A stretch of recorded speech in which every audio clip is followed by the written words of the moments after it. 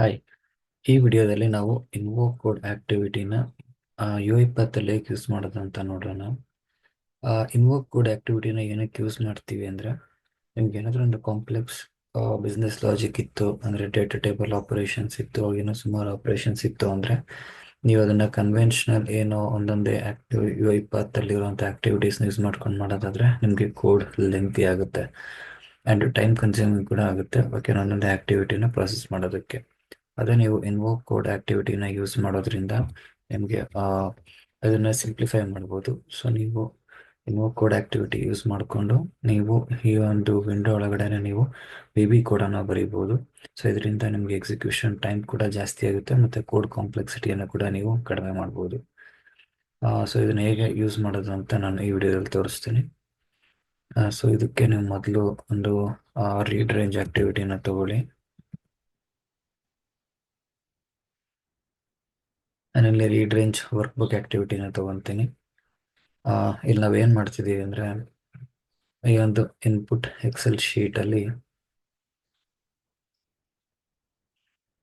ಇಲ್ಲಿ sheet 1 ನಮಗೊಂದಷ್ಟು data ಇದೆ.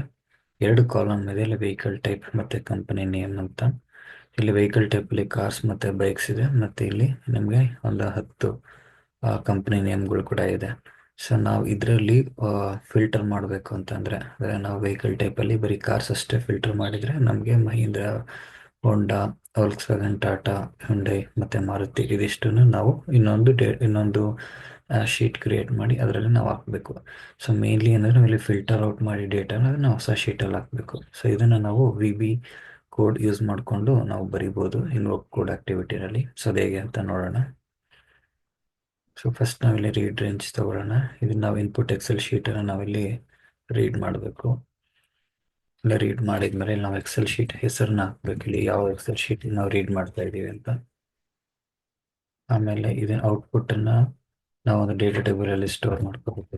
Variable create ಮಾಡೋಣ, DT_input ಅಂತ. ಸೊ ಈಗ ನಾವು ಅದನ್ನು ಎಕ್ಸೆಲ್ ಶೀಟ್ನ ರೀಡ್ ಮಾಡಿದ್ವಿ, ವ್ಯಾಲ್ಯೂನ ನಾವು DT ಔಟ್ಪುಟ್ಟಲ್ಲಿ ಹಾಕ್ಕೊಂಡಿದ್ದೀವಿ. ಈಗ ನಾವು ಇನ್ವೋಕ್ ಕೋಡಲ್ಲಿ ನಾವು ಈ ವ್ಯಾಲ್ಯೂನ ಇನ್ವೋಕ್ ಕೋಡ್ ಒಳಗಡೆ ನಾವು ಪಾಸ್ ಮಾಡಬೇಕು. ಸೊ ಅದಕ್ಕೆ ನಾವು ಆರ್ಗ್ಯುಮೆಂಟನ್ನು ಕ್ರಿಯೇಟ್ ಮಾಡಬೇಕು. ಸೊ ಇಲ್ಲಿ in_DT_input. ಸೊ ಡೈರೆಕ್ಷನ್ ಬಂದು ಆಗಿರುತ್ತೆ, ಯಾಕೆಂದರೆ ನಾವು ಇಲ್ಲಿ ರೀಡ್ ರೇಂಜ್ ಆಕ್ಟಿವಿಟಿನಲ್ಲಿ ಹೊರಗಡೆ ನಾವು ಡೇಟಾನ ರೀಡ್ ಮಾಡಿದ್ದೀವಿ. ಸೊ ಇದನ್ನು ನಾವು ಇನ್ವೋಕ್ ಕೋಡ್ ಒಳಗಡೆ ಕಳಿಸೋದ್ರಿಂದ ನಾವು ಡೈರೆಕ್ಷನ್ ಆಗಿರುತ್ತೆ. ಮತ್ತು ಇಲ್ಲಿ ಡೇಟಾ ಟೈಪ್ ಬಂದು ಇದು ಡೇಟಾ ಟೇಬಲ್ ಆಗಿರುತ್ತೆ, ಯಾಕೆಂದರೆ ಡೇಟಾ ಟೇಬಲ್ ಔಟ್ಪುಟ್ ಆಗಿರೋದ್ರಿಂದ. ನೀವು ಸಪೋಸ್ ಸ್ಟ್ರಿಂಗ್ನ ಏನಾದರೂ ಕಳಿಸ್ತಿದ್ದೀರಾ ಅಂದರೆ ನೀವು ಇಲ್ಲಿ ಸ್ಟ್ರಿಂಗ್ ಅಂತ ಸೆಲೆಕ್ಟ್ ಮಾಡ್ಬೋದು. ಸೊ ಯಾವ ವ್ಯಾಲ್ಯೂನ ನೀವು ಕಳಿಸ್ತೀರಾ ಅದರ ಡೇಟಾ ಟೈಪ್ ನೀವು ಸೆಲೆಕ್ಟ್ ಮಾಡಬೇಕಾಗುತ್ತೆ. ಮತ್ತು ಇಲ್ಲಿ ಯಾವ DT ಇನ್ಪುಟ್ ಅಂತ ನಾವು ಕೊಡ್ತೀವಿ. ಮತ್ತು ಇಲ್ಲಿ ಇನ್ವೋಕ್ ಕೋಡಲ್ಲಿ ಆಕ್ಟಿವಿಟಿಯಲ್ಲಿ ನಾವು ಡೇಟಾನ ಪ್ರೊಸೆಸ್ ಮಾಡಿದ್ಮೇಲೆ ನಮಗೆ ಔಟ್ಪುಟ್ ಬರುತ್ತಲ್ಲ, ಅದನ್ನು ನಾವು ಹೊರಗಡೆ ತಗೋಬೇಕಾಗುತ್ತೆ. ಸೊ ಅದಕ್ಕೊಂದು ಔಟ್ ಆರ್ಗ್ಯುಮೆಂಟ್ ಕೂಡ ನಾನು ಕ್ರಿಯೇಟ್ ಮಾಡ್ಕೊತಾ ಇದ್ದೀನಿ, out_DT_output ಅಂತ. ಸೊ ಇದು ಡೈರೆಕ್ಷನ್ ಬಂದು ಔಟ್ ಆಗಿರುತ್ತೆ ಇದು, ಯಾಕೆಂದರೆ ನಾವು ವ್ಯಾಲ್ಯೂನ ಇನ್ವೋಕ್ ಕೋಡಿಂದ ಆಚೆ ತೆಗಿತಾ ಇದ್ದೀವಿ. ಸೊ ಇದನ್ನು ನಾವಿಲ್ಲಿ ಇನ್ನೊಂದು ವೇರಿಯೇಬಲ್ಗೆ ಸೇವ್ ಮಾಡ್ಕೋಬೇಕು. ಅದರ ನೇಮ್ ಬಂದು DT_output ಅಂತ ಕೊಡೋಣ. ಇಲ್ಲಿ ನಾವು ಈ ಕ್ರಿಯೇಟ್ ಮಾಡಿರೋ ವೇರಿಯೇಬಲ್ಸ್ನ ಇಲ್ಲಿ ನಾವು ನೋಡ್ಬೋದು. ಓಕೆ, ಎಲ್ಲದು ಡೇಟಾ ಟೇಬಲ್ ಇದೆ, ಸ್ಕೋಪ್ ಎಲ್ಲ ಕರೆಕ್ಟ್ ಆಗಿದೆ. ಓಕೆ, ಸೊ ಈಗ ನಾವು ಎಡಿಟ್ ಕೋಡ್ ಅಂತ ಕೊಟ್ಟರೆ ಒಂದು ಕೋಡ್ ಎಡಿಟರ್ ಓಪನ್ ಆಗುತ್ತೆ. ಇಲ್ಲಿ ನಾವು ಕೋಡನ್ನು ಬರಿಬೋದು. ಫಸ್ಟ್ ನಾವು ಇಲ್ಲಿಂದು VB ಕೋಡನ್ನು ಬರ್ಕೊಂಡು ಒಂದು ವೇರಿಯೇಬಲನ್ನು ಕ್ರಿಯೇಟ್ ಮಾಡ್ಕೊಳ್ಳೋಣ. ಇಲ್ಲಿ ಡಿಮ್ ಅಂತಂದರೆ ಒಂದು ಕೀವರ್ಡ್, ಇದು ವೇರಿಯೇಬಲ್ನ ಕ್ರಿಯೇಟ್ ಮಾಡೋದಕ್ಕೋಸ್ಕರ ನಾವೇನು ಯೂಸ್ ಮಾಡ್ತೀವಿ VB.NET ಅಲ್ಲಿ. DT_date1. ಸೊ ಇದನ್ನು ಡೇಟಾ ಟೇಬಲ್ ಆಸ್ ಯಾವುದು ಡೇಟಾ ಟೈಪ್ ಅಂತ ನಾವು ಮೆನ್ಷನ್ ಮಾಡಬೇಕಾಗುತ್ತೆ. ಇದು of type data table. Okay, ನಾವು ಇಲ್ಲಿ ವೇರಿಯೇಬಲನ್ನು ಕ್ರಿಯೇಟ್ ಮಾಡ್ಕೊಂಡಿದ್ದೀವಿ. ಈಗ ಇನ್ಪುಟ್ ಈಗ ಈ ವೇರಿಯೇಬಲನ್ನು ತಗೊಳ್ಳೋಣ, =. ಸೊ ನಾವು ಇನ್ಪುಟ್ ಆರ್ಗ್ಯುಮೆಂಟನ್ನು ತಗೊಳ್ಳೋಣ. ಇಲ್ಲಿ DT ಅಂತ ಇನ್ಪುಟ್ ಏನಿತ್ತು ಅದು dot as enumerable list dot where function ತಗೊಳ್ಳೋಣ. ಇಲ್ಲಿ ಫಂಕ್ಷನ್ ಕೀವರ್ಡ್ ತಗೊಂಡು of x =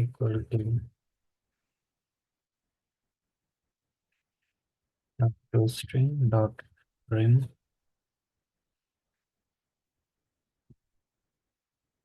dot equals operator ಅನ್ನು ತಗೊಳ್ಳೋಣ. ಇಲ್ಲಿ ನಾವು ಕಾಲಮ್ ನೇಮ್ ಅನ್ನ ಮೆನ್ಷನ್ ಮಾಡಬೇಕು. ಸರಿ, ಇಲ್ಲಿ ನಾವು ಕಾರ್ಸ್ ಅಂತ ಕೊಡೋಣ, ಯಾಕಂದ್ರೆ ನಾವು ಕಾರ್ಸಿಗೆ ಫಿಲ್ಟರ್ ಮಾಡ್ತಾ ಇರೋದು. ಅಂಡ್ ಇಲ್ಲಿ ನಾವು ಈ ಕಾಲಮ್ ನೇಮ್ ವೆಹಿಕಲ್ ಟೈಪ್ ಅಂತ ಏನಿದೆ ಅದನ್ನ ನಾವು ಇಲ್ಲಿ ಮೆನ್ಷನ್ ಮಾಡೋಣ.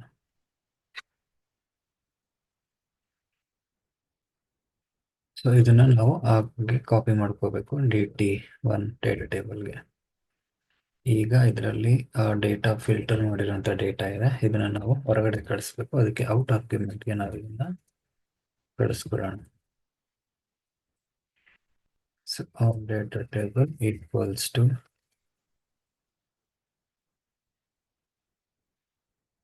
DT1 ಅಂತ ಕೊಟ್ಟಿದ್ದೀವಿ. ಓಕೆ, ಸೊ ಇದನ್ನು ನಾನು ಎನ್ಲಾರ್ಜ್ ಮಾಡಿ ಕೂಡ ತೋರಿಸ್ತೀನಿ ಇಲ್ಲಿ ಏನು ಕೋಡ್ ಮಾಡಿದ್ದೀವಿ ಅಂತ. ಫಸ್ಟ್ಗೆ ನಾವು ಒಂದು ಡೇಟಾ ಟೇಬಲ್ ವ್ಯಾಲ್ಯೂನ ಒಳಗಡೆ ಕ್ರಿಯೇಟ್ ಮಾಡ್ಕೊಂಡಿದ್ದೀವಿ. ಅದನ್ನು ನಾವಿಲ್ಲಿ ಲೆಫ್ಟ್ ಹ್ಯಾಂಡ್ ಸೈಡ್ ಹಾಕೊಂಡಿದ್ದೀವಿ. ಸೊ ಇಲ್ಲಿ ರೈಟ್ ಹ್ಯಾಂಡ್ ಸೈಡಲ್ಲಿ ನಾವು ಏನು ಇನ್ಪುಟ್ ಆರ್ಗ್ಯುಮೆಂಟ್ ಇದು ಅಂದರೆ ಇದರಲ್ಲಿ ನಮಗೆ ಈ ಡೇಟಾ ಇದೆ, ಅದು ಶೀಟ್ ಒಂದು ಡೇಟಾ ಇದೆ, ವೆಹಿಕಲ್ ಟೈಪ್ ಮತ್ತು ಕಂಪನಿ ಡೀಟೇಲ್ಸ್ದು. ನಾಟ್ ಆ್ಯಸ್ ಎನ್ಯುಮರಬಲ್ ಅಂತಂದರೆ ಇದು ನಿಮಗೆ ಏನು ಡೇಟಾ ಟೇಬಲ್ ಡೇಟಾನ ನಿಮಗೆ ಇದು ಲಿಸ್ಟ್ ರೀತಿ ಕನ್ವರ್ಟನ್ನು ಮಾಡುತ್ತೆ. ಇದು ಡಾಟ್ ಆಸ್ ಎನ್ಯುಮರಬಲ್ ಅಂದರೆ ಇಲ್ಲಿ ವೇರ್ ಫಂಕ್ಷನ್ ನಾವು ಫಿಲ್ಟರ್ ಮಾಡೋದಕ್ಕೋಸ್ಕರ ಯೂಸ್ ಮಾಡ್ತೀವಿ. ವೇರ್ ಫಂಕ್ಷನ್ ಆಫ್ ಎಕ್ಸ್ ಅಂದರೆ ಇಲ್ಲಿ ಫಂಕ್ಷನ್ ಆಫ್ ಎಕ್ಸ್ ಅಂತ ತಗೊಂಡ್ರೆ ಎಕ್ಸ್ ಅಲ್ಲಿ ಎಲ್ಲ ಕಾಲಮ್ ವ್ಯಾಲ್ಯೂಸ್ ಕೂಡ ಇರುತ್ತೆ. ಸೊ ನಾವಿಲ್ಲಿ ಯಾವ ಕಾಲಮ್ ಡೇಟಾ ಫಿಲ್ಟರ್ ಮಾಡ್ತಿದೀವಿ ಅನ್ನೋದನ್ನ ಇಲ್ಲಿ ಮೆನ್ಷನ್ ಮಾಡಬೇಕಾಗುತ್ತೆ. ಇಲ್ಲಿ ನಾವು ಎಕ್ಸ್ ಕಾಲಮ್ದು ಡೇಟಾ ಫಿಲ್ಟರ್ ಮಾಡಬೇಕಾಗಿರೋದ್ರಿಂದ ವೆಹಿಕಲ್ ಟೈಪ್ ಅನ್ನೋ ಒಂದು ಇದರಲ್ಲಿ ನಾವು ಆ ಕಾಲಮ್ದು ಡೇಟಾನ ಫಿಲ್ಟರ್ ಮಾಡೋದ್ರಿಂದ ನಾವಿಲ್ಲಿ ವೆಹಿಕಲ್ ಟೈಪ್ ಅಂತ ತಗೊಂತೀವಿ. ಸಪೋಸ್ ನೀವೇನಾದರೂ ಕಂಪ್ನಿ ನೇಮಿಂದ ಫಿಲ್ಟರ್ ಮಾಡೋದಾಗಿದ್ರೆ ಇಲ್ಲಿ ಎಕ್ಸ್ ಆಫ್ ಕಂಪ್ನಿ ನೇಮ್ ಅಂತ ಕಾಲಮ್ ನೇಮ್ ಕೊಡಬೇಕಾಗಿತ್ತು. ಇಲ್ಲಿ ಡಾಟ್ ಟು ಸ್ಟ್ರಿಂಗ್ ಮತ್ತು ಡಾಟ್ ಟ್ರಿಮ್ ಏನಕ್ಕೆ ಯೂಸ್ ಮಾಡ್ತೀವಿ ಅಂದರೆ ಸಪೋಸ್ ಏನಾದರೂ ಇಲ್ಲಿ ಸ್ಪೇಸಸ್ ಅನ್ನೋದಿದ್ರೆ ಅದು ರಿಮೂವ್ ಆಗುತ್ತೆ. ಮತ್ತು ಡಾಟ್ ಈಕ್ವಲ್ಸ್ ಆಪರೇಟರನ್ನು ಯೂಸ್ ಮಾಡ್ತೀವಿ. ಸೊ ಯಾವ ವ್ಯಾಲ್ಯೂಗೆ ನಾವು ಅವನ್ನ ಫಿಲ್ಟರ್ ಮಾಡ್ತಿದ್ದೀವಿ ಅಂದರೆ ಕಾರ್ಸ್ ಅನ್ನೋ ವ್ಯಾಲ್ಯೂನ ಫಿಲ್ಟರ್ ಮಾಡ್ತಾ ಇದ್ದೀವಿ. ಅದಾದಮೇಲೆ ನಾವು ಈ ಕಂಪ್ಲೀಟ್ ಕ್ಲೋಸ್ ಮಾಡಿದ್ಮೇಲೆ ಕಂಪ್ಲೀಟ್ ಈ ಆಪರೇಷನಲ್ಲಿ ಬಂದಿರೋ ವ್ಯಾಲ್ಯೂನ ನಾವು ಈ ಡೇಟಾ ಟೇಬಲ್ಗೆ ಕಾಪಿ ಮಾಡ್ತಾ ಇದ್ದೀವಿ. ಅದಕ್ಕೆ dot copy to data table ಅಂತ ಯೂಸ್ ಮಾಡ್ತೀವಿ. ಸೊ ಈಗ ಈ ಡೇಟಾ ಟೇಬಲಲ್ಲಿ ನಮಗೆ ಫಿಲ್ಟರ್ ಆಗಿರೋಂಥ ವ್ಯಾಲ್ಯೂ ಇದೆ, ಇದನ್ನು ನಾವು ಔಟ್ಪುಟ್ ಆರ್ಗ್ಯುಮೆಂಟ್ಗೆ ಕಾಪಿ ಮಾಡ್ಕೊತಾ ಇದ್ದೀವಿ. ಸೊ ಇದಿಷ್ಟು ಆಯಿತು. ಇದು ಸೇವ್ ಕೂಡ ಆಯಿತು, ನಮಗೆ ಇದು ಕೂಡ ಕಾಣಿಸ್ತಾ ಇದೆ, ಆರ್ಗ್ಯುಮೆಂಟ್ಸ್ ಕೂಡ ಕರೆಕ್ಟಾಗಿ ಪಾಸ್ ಮಾಡಿದ್ದೀವಿ. ಈಗ ನಾವು ಒಂದು ಲಾಗ್ ಮೆಸೇಜ್ ಆಕ್ಟಿವಿಟಿಯನ್ನು ತಗೊಂಡು ನಾವು ಕೌಂಟ್ ಎಷ್ಟಿದೆ ಅಂತ ನೋಡೋಣ. ಇದರಲ್ಲಿ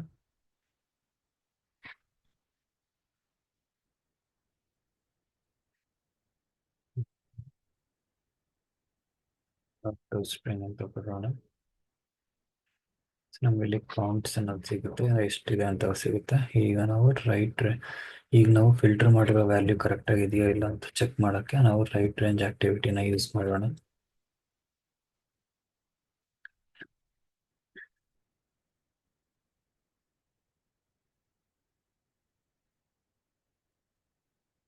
ಇದರಿಂದ ಏನಾಗುತ್ತೆ, ನಾವು ಇದೇ ಶೀಟಲ್ಲೇ ತಗೊಳ್ಳೋಣ, ಇದೇ ಎಕ್ಸೆಲ್ ಶೀಟ್ ತಗೊಳ್ಳೋಣ, ಬಟ್ ಅಲ್ಲಿ ಶೀಟ್ ನೇಮ್ನ ಔಟ್ಪುಟ್ ಅಂತ ತಗೊಳ್ಳೋಣ ಇಲ್ಲಿ.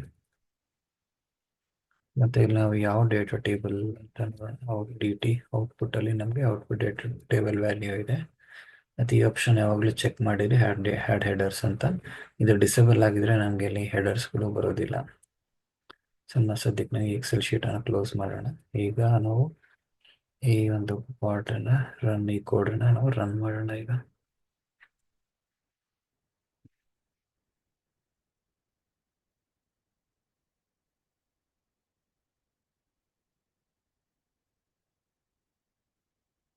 ಎಕ್ಸಿಕ್ಯೂಷನ್ ಈಗ ಸ್ಟಾರ್ಟ್ ಆಗಿದೆ.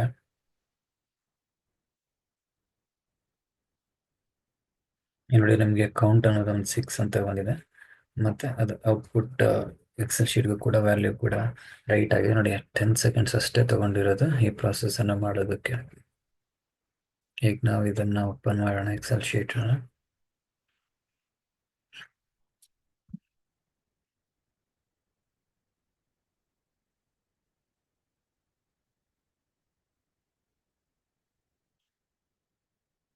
ನೋಡಿ ಈಗ ಇಲ್ಲಿ ನಮಗೆ ಕರೆಕ್ಟಾಗಿ ಫಿಲ್ಟರ್ ಆಗಿ ಔಟ್ಪುಟ್ ಬಂದಿದೆ. ಸೊ ಕಾರ್ಸ್ ಅನ್ನೋ ವ್ಯಾಲ್ಯೂ ಅಷ್ಟೇ ನಮಗೆ ಇಲ್ಲಿ ಅದರಿಂದ ಫಿಲ್ಟರ್ ಆಗಿ with company corresponding company name ಕೂಡ ನಮ್ಗೆ ಇಲ್ಲಿ ಬಂದಿದೆ. ಸೊ ಬರೀ ಇದಿಷ್ಟೇ ರೋಸ್ ಅಂತಲ್ಲ, ಇಲ್ಲಿ ನಿಮಗೆ ಎಷ್ಟು ಜಾಸ್ತಿ ಡೇಟಾ ಇದ್ರೂ ಕೂಡ ನಾವು ವಿ ಬಿ ಕೋಡ್ ಯೂಸ್ ಮಾಡಿಕೊಂಡು ಅದನ್ನು ನಾವು ಫಾಸ್ಟ್ ಆಗಿನೇ ಪ್ರಾಸೆಸ್ ಮಾಡ್ಬೋದು. Thank you.